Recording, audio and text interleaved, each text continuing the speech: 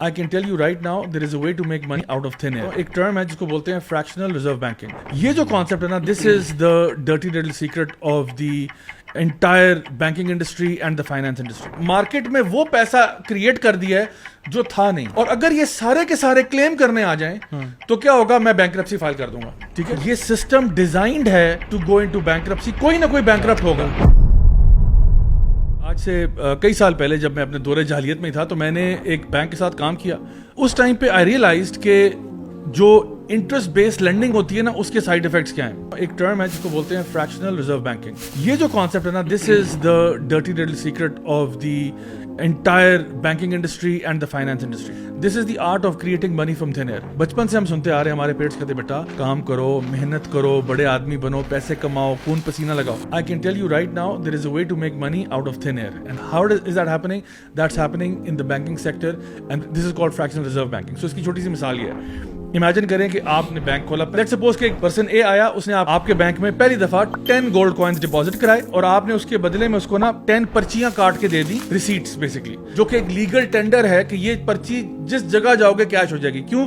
क्योंकि इस पर्ची के पीछे 1 गोल्ड कॉइन है और कोई भी बंदा वो पर्ची लेके अगर हमारे पास आएगा हम उसको 1 गोल्ड कॉइन दे देंगे. ठीक है, तो अभी तक तो ये सही है, इसमें कोई मसला नहीं, इस्लामिकली भी कोई मसला नहीं है. अच्छा, अब पर्सन बी आता है, वो भी 10 गोल्ड कॉइन डिपॉजिट कराता है, उसको भी आपने 10 पर्चियां काट के पकड़ा दी और आपने कहा ये लीगल टेंडर है, ये आपकी रिसीट है और आप जाएं. अब आपके पास कितने 20 गोल्ड कॉइन. मार्केट में कितनी पर्ची हैं? 20 नोट हैं, 20 ईच पर्ची is backed by gold. Right now we have no problem. अच्छा, अब पर्सन सी आता है और वो कहता है कि मुझे ना 10 गोल्ड कॉइन्स का लोन चाहिए.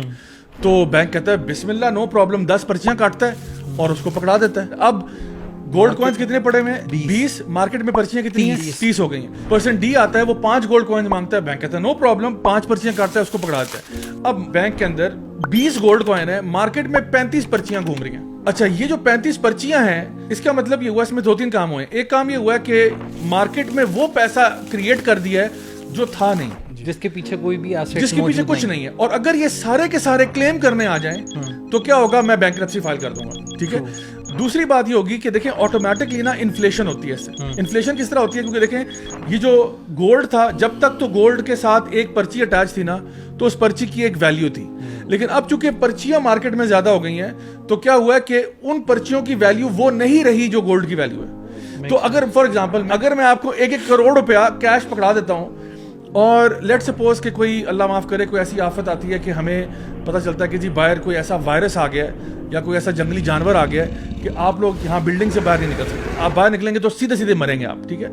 अब 1 हफ्ता गुजरा, 2 हफ्ते गुजरे, पहले तो हम लोगों ने कॉफी और पानी पे गुजारा कर लिया क्योंकि खाने पीने के लिए था कुछ नहीं. बट लेट सपोज किसी के पास एक वाटर बॉटल पड़ी है, के बाद दूसरी है. नाउ एक पॉइंट ऐसा आएगा महीने बाद, आप कहोगे कि मैं ये 50 लाख में भी ले लूंगा आपसे. That money doesn't mean anything to you anymore because right now what matters is the commodity itself, जो जिसकी वैल्यू है. ठीक है. तो इनहेरिट वैल्यू उस चीज की है. अब हो ये रहा है कि फ्रैक्शनल रिजर्व बैंकिंग ये कहती है कि हर बैंक के पास एक लिमिट होती है जितना उसको पैसा रिजर्व रखना पड़ता है, और वो आम तौर पे जो लिमिट होती है वो 10% होती है.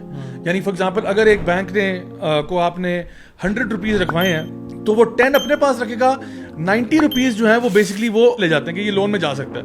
पहली बात. दूसरी बात ये कि जब लोन भी वो देंगे तो लोन जब रिटर्न होगा तो उस पे इंटरेस्ट होगा. That interest amount that does not exist on the planet, which means ये सिस्टम डिजाइंड है टू गो इनटू बैंकरप्सी. कोई ना कोई बैंकरप्ट होगा, कोई ना कोई बैंकरप्ट होगा, कोई ना कोई मॉर्गेज नहीं पे कर पाएगा कहीं ना कहीं, क्योंकि पैसे इतने हैं नहीं. और हवा में हम क्रिएट भी कर लें तो जो इन्फ्लेशन का मामला होगा, एक टाइम ऐसा आएगा कि आपके पास जो चीजें हैं ना, इनकी वैल्यू यानी मिलियन डॉलर्स की होंगी. जैसे कि आप जिम्बाब्वे की मिसाल लें, आप अर्जेंटीना की मिसाल लें, आप वेनेजुएला की मिसाल लें. ये वो ममालिक हैं जहां पे इन्फ्लेशन इतनी ऊपर चली गई कि एक अंडे और डबल रोटी लेने के लिए आपको $1 मिलियन, $500,000 चाहिए थे. वेनेजुएला में वो पैसों के ना पर्स बना के ना बेच रहे थे, यानी because it wasn't worth the paper it's printed on. So ये लेवल आता है जब आप इस किस्म का सिस्टम क्रिएट करते हो.